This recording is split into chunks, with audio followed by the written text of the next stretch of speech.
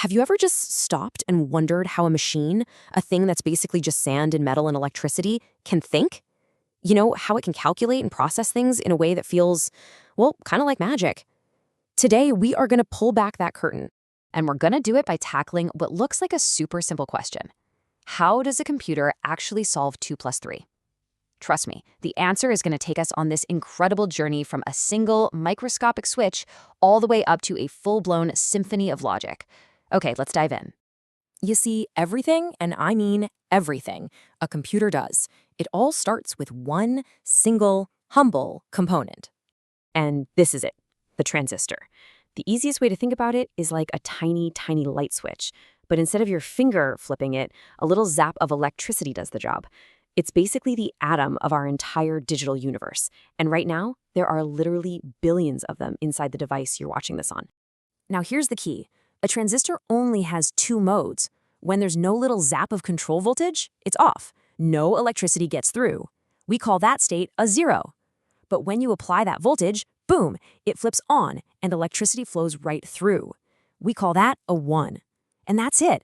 This simple on-off 1-0 binary language is the only thing a computer actually understands.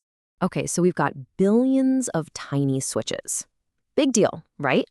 How in the world do you get from a simple on and off to making what seems like intelligent decisions? Well, you do it by arranging them in clever ways so they can start speaking the language of logic.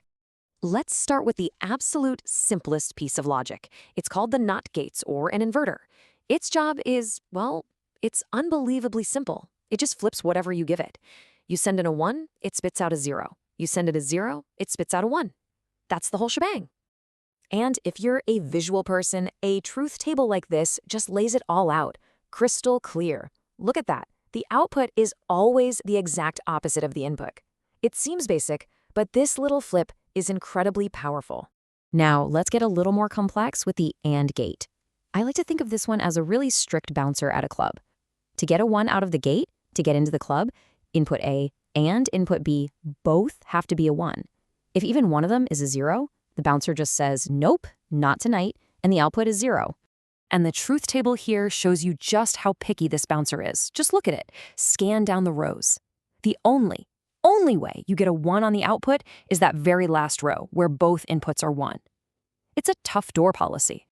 The OR gate, on the other hand, is way more laid back. Picture a road with 2 lanes running side by side. As long as either lane is open, the traffic can get through. It's the same idea here. The OR gate will give you a 1 if input A or input B is a 1. And you can see that chill attitude right here in its truth table. Totally different from the AND gate, right? The moment a single 1 shows up on either input, the output flips to 1. The only way to get a 0 out of this thing is if both inputs are 0. Okay, so switches? Check. Basic logic? Check. Now for the giant leap. How do we take these simple little decision makers and actually teach them how to do math? This, my friends, is where it gets seriously clever. This right here is the aha moment.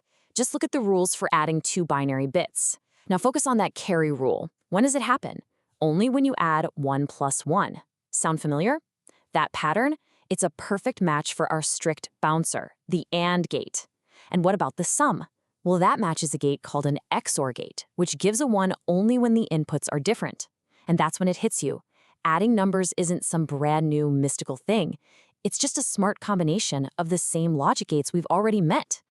So, using that amazing discovery, we can build our very first calculator. It's called the half adder. It takes in 2 bits, adds them up, and gives us a sum and a carry. It's brilliant. But, it has one little problem. It can't handle a carry-in from a previous calculation, which is a pretty big deal. And building one is unbelievably straightforward. We literally just wire up an XOR gate to figure out the sum, and we wire up an AND gate to figure out the carry. It's a direct physical circuit that follows those exact rules of binary math. Simple as that. So, to fix the half adder's problem, we need to upgrade to the full adder. Now, this is the real workhorse of computer math. Why? Because it can add our 2 input bits plus that all-important carry-in bit from the column next door. This lets us chain them together to add numbers as big as we want. So how do we make one? You're going to love this. We just take 2 of those half adders we already designed and snap them together. The first one adds our 2 bits, and the second one adds that result to the carry-in. Then a little OR gate at the end checks if a carry was created anywhere along the line. It's just like building with digital Legos. All right, now that we have our fundamental building block, the full adder, we can start to scale things up. We can build the real mathematical brain of the computer, the arithmetic logic unit, or ALU. But the ALU is hiding this fantastic secret. It's an absolute masterpiece of efficiency. Get this, it doesn't actually have a circuit for subtraction. It doesn't know how to subtract. Instead, it uses a seriously clever trick. It's a trick called 2's complement, and it lets the ALU turn every subtraction problem into an addition problem. So to do A minus B, the computer doesn't subtract. Instead, it creates the negative version of B. It does that by taking all the bits in B, flipping them with NOT gates, and then just adding 1. Then it takes this new number and simply adds it to A, using the exact same adder circuits we just built. It's this beautiful, elegant way to get 2 jobs done with only 1 set of tools.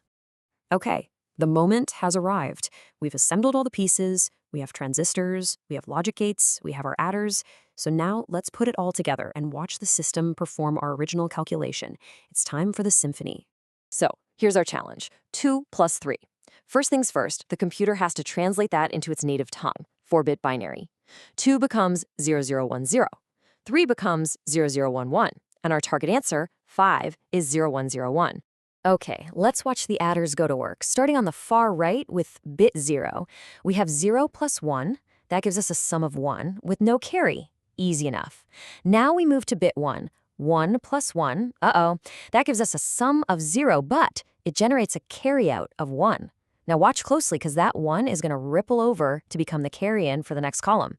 So for bit 2, we have 0 plus that carry-in of 1, giving us a sum of 1. Finally, bit 3, it's all zeros, no problem there, and we're done. And there you have it. Let's read the sum column from the bottom up. We get 0, 1, 0, 1. The pattern of on and off electrical signals coming out of our circuit is the binary number for 5. The calculation is complete. It worked. So the next time you see a computer do something incredible in a split second, just remember what's really happening under the hood. It's not magic at all. It's the result of billions of tiny switches all working together in a grand and meticulous symphony of zeros and ones.